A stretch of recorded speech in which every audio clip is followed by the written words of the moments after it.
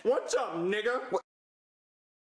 You're watching Fugitive Red Eye, and welcome to another TV series review. Today I'll be reviewing The Shield. The Shield is a series that ran from 2002 to 2008 with a total of 7 seasons of 88 episodes altogether.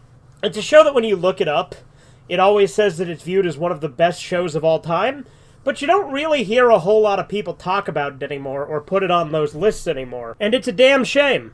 So this video will have spoilers in it, but I will save those for later in the video, and I'll warn you when we're getting close to them. But to start off with, let's talk about the general premise of the show. The Shield takes place in LA, and is a series that follows a group of detectives and other police officers in the Farmington division of the LA Police Department. So the Farmington division, it's one little sector of LA, and they have this former church that they've turned into a police station that they call the Barn. And within the Barn, we see different characters with different positions there. The main cast, of course, being the Strike Team, which is a series of detectives that go out on the street, and they get down and dirty, and they're going in and doing drug busts and things like that. That's kind of their forte, is like drugs and gangs and stuff. But in addition to that, we got other detectives like Dutch and Claudette, who are two like regular detectives that do investigative stuff, as well as interrogations and things like that. Then we also have uniformed officers like Julian and Danny. Now the Strike Team is comprised of Vic Mackey.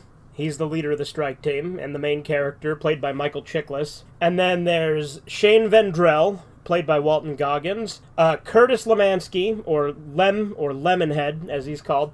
Don't know the name of who he's played by. Don't really plan to name drop everybody. Just did that for the first couple. Then there's Ronnie Gardocki. And then there's also Terry Crowley, briefly, in the first episode, but we'll get to that. And there's also some that join later, like Tavon. I don't even remember Tavon's last name because it's not said very many times in the series. But the basic premise of this show is it deals with police corruption and blurring the line between the cops and the criminals. Mackey and his Strike Team are corrupt as hell. They're constantly doing all sorts of crazy shit. And we're going to get into some mild spoilers for the first episode here. So the spoilers will be more tiered the longer I talk about it. But anyway, with Vic, they take drug money, make deals with drug dealers and keep them in business, and they sort of run the streets in kind of a mob-esque way where they're in control, right? Where the Strike Team is running the gangs and, only allowing them to operate on their terms. But there's all sorts of other stuff they do, like a lot of brutality. When they bring in suspects and stuff like that, they're often very violent, beat them, use questionable interrogation tactics. And then finally, here's where we get to the spoilers of episode 1. Terry Crowley finds out about this, and he's sent in to do sort of an internal investigation. So he gets on Vic's Strike Team to sort of investigate it from within. Now, I was originally under the impression, this is going to be like a multi-season long arc, or at least a season-long arc, where this character's gathering intel on them. No, Vic literally shoots and kills him in the first episode, because he found out he was a rat. And in the first episode, they make you think he's going to be, like, super heartless about it and not care, but it actually does kind of eat the characters up. And the only characters on the Strike Team who actually originally know about Terry's killing are Vic and Shane, because they hide it from the rest of the team, and they make it look like he was shot by a gang member whose house they were raiding. So yeah, the series literally opens with that. So going into it, I'm like, okay, that's pretty crazy. I was hooked immediately. And the show does an interesting job at not really being, like, moralizing or, like, saying, like, none of the characters are spotless. All of them are flawed in one way or another. For instance, early on, one might think that Aceveda is investigating Vic for a sense of justice or to try and bring him to justice, but it's actually because Aceveda wants to build a political career to become a city councilman and then eventually try to leverage that to become mayor. Aceveda himself is very out for personal gain, in a lot of the stuff he does that he tries to do in the appearance of justice. In fact, he makes deals with Vic multiple times throughout the series and kind of lets Vic do his thing as long as it's beneficial to Aceveda. Now, granted, he has lines that he doesn't like crossed, and Aceveda's nowhere near as corrupt and bad as a lot of the other characters, but even the ones that are supposed to be, against the corruption have their own corruption and problems to them. The early seasons in particular deal a lot with the cat and mouse game of Captain Aceveda, who runs the barn, trying to catch Vic and his team and actually prove that they're doing all this corrupt stuff, because Aceveda is actually the one who sent Crowley in there when he got killed. So there's a lot of cat and mouse stuff with that. And the show, again, portrays this brutality sometimes in a positive light, often in a negative light, and it portrays a lot of the fucked up shit that Vic does, obviously, in a negative light. But apparently a lot of the brutality and the corruption was actually very, very loosely inspired by this real and contemporary at the time scandal with Rampart. And what Rampart was it was a corruption scandal within the Rampart division of the LA Police Department that the show was very loosely inspired by. Again, it's not at all like an adaptation, but that was one of the inspirations behind it. In fact, the Shield was originally going to be called Rampart, but it ultimately wasn't. The dynamics of the show shift pretty frequently with the characters. For instance, there's a lot of characters early on that are really prominent.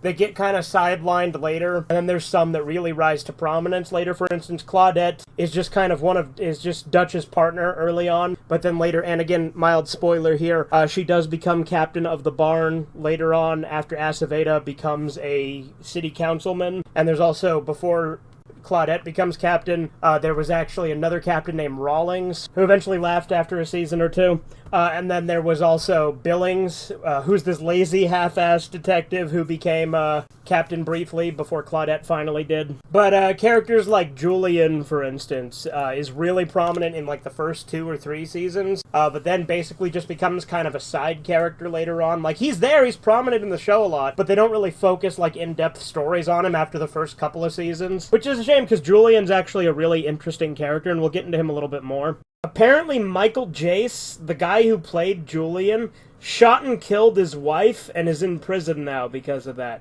That happened in 2014, and he got a 40-year sentence. Isn't that crazy?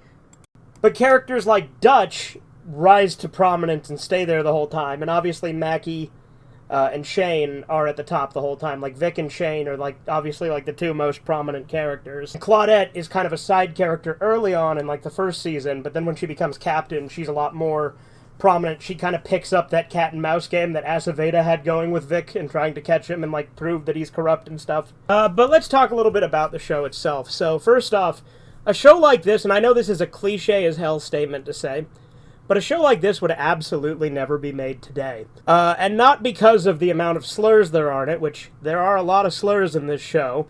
Racial slurs, gay slurs, stuff like that. You know, they're used all the time in this show because, you know, it's dealing with crime in L.A.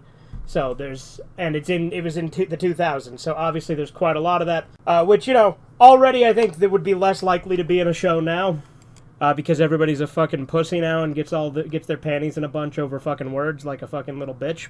That's one of the reasons, but that's by far not the only reason. Like, for instance, I think that the show itself, having a corrupt cop as our protagonist, I think would be something that would be more tumultuous now, to portray him in a sympathetic light when he's doing all this fucked up shit, you know, committing murder, and spoiler, stealing money from the Armenian mob, which is another huge plot point in the show. They steal $2 million from the Armenian mob, and it's a whole thing. But other plot points that would make this show not really makeable today is things like, for instance, Julian. Julian is a character that I found really interesting because they didn't go the cliched modern-day route with him.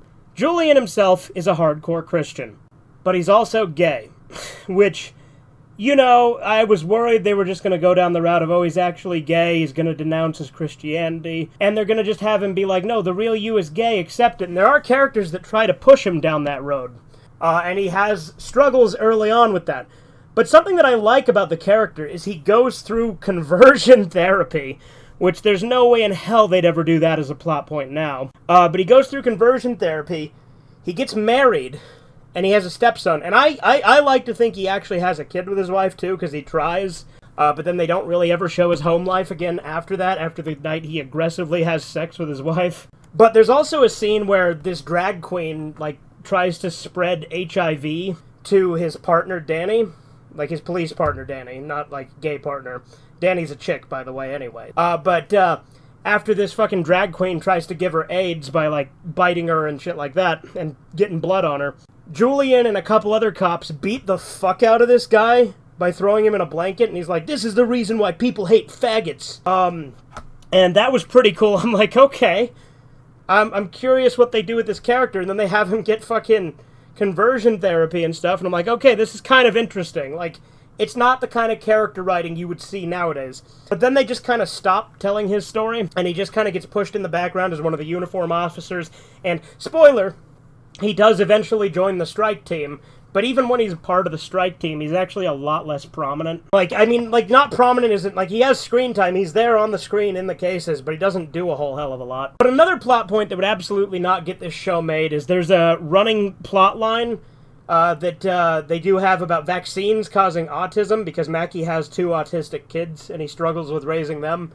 And then they enter this class action lawsuit because of vaccines and autism. Again, a lot of these plot points I don't think we'd see now with everyone being all hyper-political and overly sensitive. The show does also deal with issues like race and affirmative action and police brutality and all sorts of other things, as you would imagine with a show of this nature. The show also portrays characters in a sympathetic light that I feel like pussies nowadays wouldn't often put in a sympathetic light. Like, for instance, Shane, although he is one of the most morally reprehensible characters in many aspects of the show with a lot of the things he does. For instance, a major spoiler, at the end of Season 5, he kills Lem, who was, again, his friend and part of their strike team. But he kills him because he thinks that Lem is going to talk to the police and, you know, ultimately get them all arrested because Lem's being investigated. And so that's a whole big plot point, and then he covers that up so the other members of the strike team don't know about it. Like, he's pretty bad. Like, when he's running Vice, he's doing a lot of Vic-type stuff, working with criminals and doing corrupt and criminal things, but he's a lot sloppier, more aggressive, and more reckless with it. But even though he's a character like that, they still portray him in a sympathetic light. Like, he's actually one of the most sympathetic characters in the show, I think.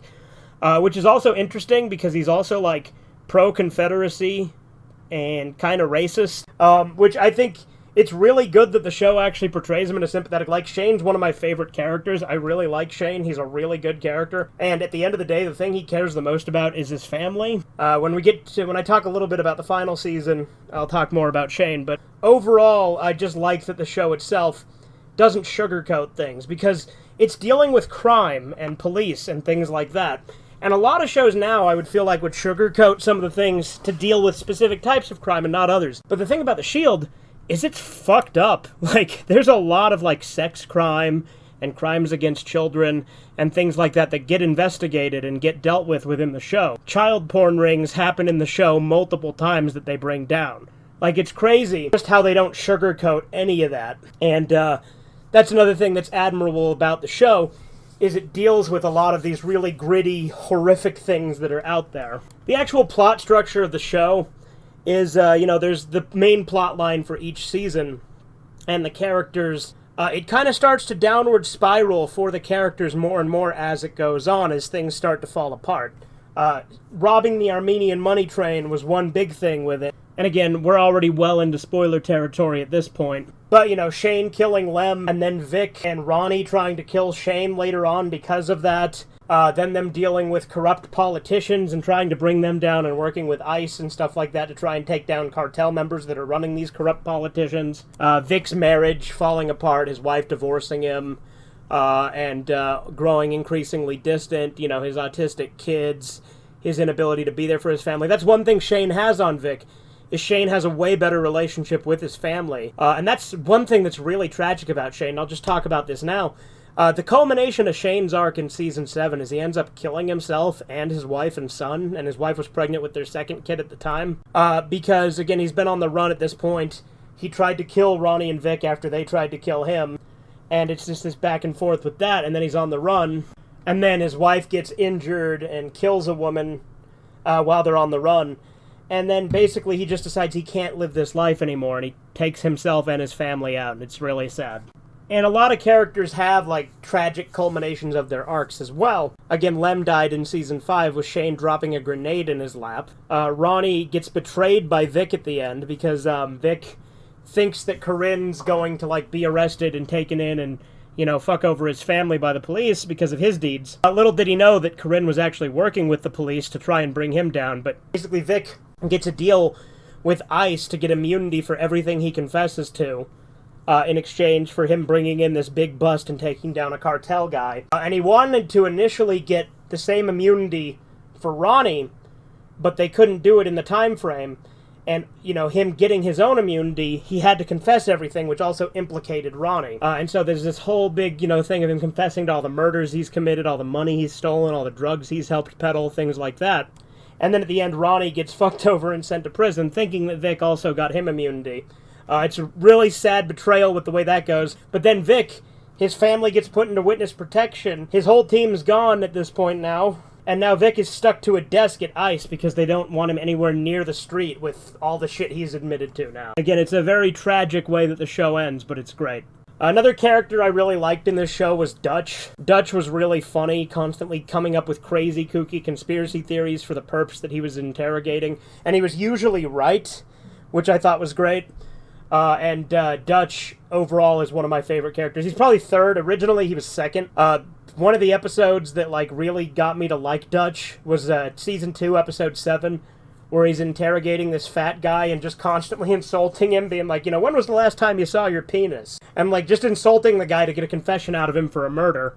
When I say Dutch is probably my third favorite character, he was overtaken by Shane for second place during Season 7. I also really like Billings, who's like a half-assed detective, doesn't really give a shit about the job. He bumps his head and tries to sue the company, which is really funny. Claudette becomes pretty interesting when she becomes captain. She also has lupus, and then by the end of the series, it's terminal. She's dying. Another character that I really like and almost forgot to mention was John Kavanaugh, played by Forrest Whitaker, who's an IAD, or Internal Affairs Division detective who's investigating Mackie. He's introduced in Season 5, and he's the one who's investigating Lem during Season 5.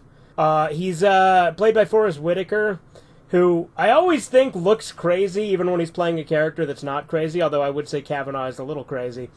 Because he's got that that eyelid that's always kind of partially closed. It's not his fault, it's just the way his face is, but it always adds to the characters he plays. I don't mean that as an insult, it's just an interesting observation. The show has some pretty good villains, too. The villains are pretty fucked up in this show. Like, one of the early prominent villains who's pretty intimidating is this Mexican gangster named Armadillo. And he literally rapes a 12-year-old girl in the show.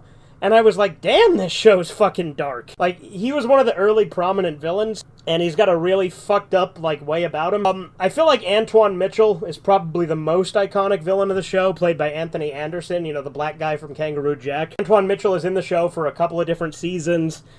Even after he's in prison, he still makes a couple of reappearances in the show. He's a pretty prominent villain with a lot of power, and is really intimidating. Another pretty intimidating villain was Margos, who was this Armenian mobster who would cut off people's feet when he killed them, and he was pretty interesting. One criticism I do have of the show is, again, there are a lot of characters that I don't think get fully fleshed out in the way I would have liked. For instance, Tavon is added to the strike team in Season 2, because there's this, like, civilian auditor or whatever who's within the police station trying to give them better PR, who insists that they need a diverse member of the team. And so they bring in Tavon, and he's a really interesting character. I honestly think he probably would have gone along with the strike team's, shadier stuff, because literally his introduction is he tries to brutalize an interrogation suspect. And Ronnie or Shane, I can't remember who, or it might have been Lem, had to tell him, or it might have even been Vic, I don't even remember, because again, I binged through this show really fast. Like, I watched through it within like 2 weeks, watching like 5 to 6 episodes a day. But because I watched it so quickly, there is a lot of stuff blending, and this is just like, you know, me the next day after I finished watching it. And obviously, as with all my reviews, it's not really scripted or anything. But with Tavon, I think he might have gone along with a lot of stuff. And if Shane would just get along with him, I think he could have been a really interesting character on the team. But his fight with Shane ultimately ends with Shane's wife hitting Tavon on the head with an iron, and that gives him like a concussion, and then he crashes his car and goes through the windshield and has to be hospitalized, and then he's gone for most of the series. And he comes back briefly in Season 7 to tell Shane he remembers exactly what happened, and the story that they were feeding him he knows isn't true anymore. But they don't really do anything with that, which I was kind of disappointed in, because I would have liked to have seen more with Tavon. He was a really interesting character. I would have liked to have seen them do more with Julian on the strike team. Danny is probably the least interesting character, She does father Vic's second son, so his fourth child overall, because he had an affair with her while he was with his wife, and also, like, he actually impregnated her after the divorce, because I want to say that their son Lee's conception was on that night they were in a stakeout together. But she's kind of a bitch. Like, in fairness, like, Vic is pretty horrible in a lot of the horrible stuff that he's done, but she just kind of, out of spite and, like, also wanting to be, like, you know, a strong independent whammon's trademark, doesn't want to, like, give him access to his kid originally, and he has to, like, threaten legal action to get her to come to terms with him and, like, actually try to agree. Which I wonder what they did with that at the end of the series, right? Because, again, his wife, or his ex-wife, goes into witness protection with their kids, but I wonder what happens with his son Lee, if he gets to see him, or if, Danny never wants to see him again, or doesn't let him see it, or if they have to do a legal battle. They don't really touch on that, because obviously the series doesn't touch on literally every little detail at the end. The show itself doesn't focus a ton on the family life of characters. There are certain spotlight episodes that do, but very much the show is focused on the season-by-season plot lines and, you know, the action and fleshing things out. Overall, it's a really good show.